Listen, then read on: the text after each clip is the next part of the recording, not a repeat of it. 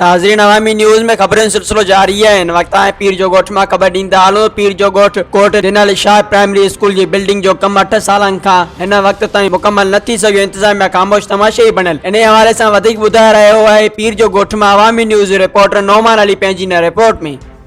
पीर जो ॻोठ कोट ॾिनल शाह जो प्राइमरी स्कूल भूत बंगलो जो रूप ॾियणु लॻो। प्राइमरी स्कूल कोट ॾिनल शाह जो 10 सालन खां वठी कम रोलणे जो शिकार आहे।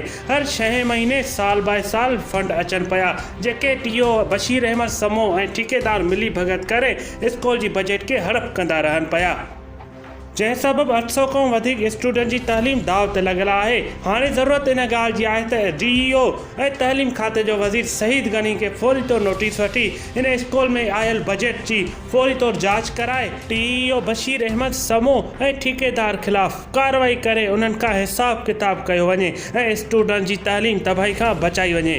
कैमरामैन जवाद खासकेली सां गॾु नौमान खासकेली, अवामी न्यूज़ HD पीर जो। मज़ीद खबरों और तफसीलात के लिए विजिट करें हमारी वेबसाइट www.awamiNewsHD.com।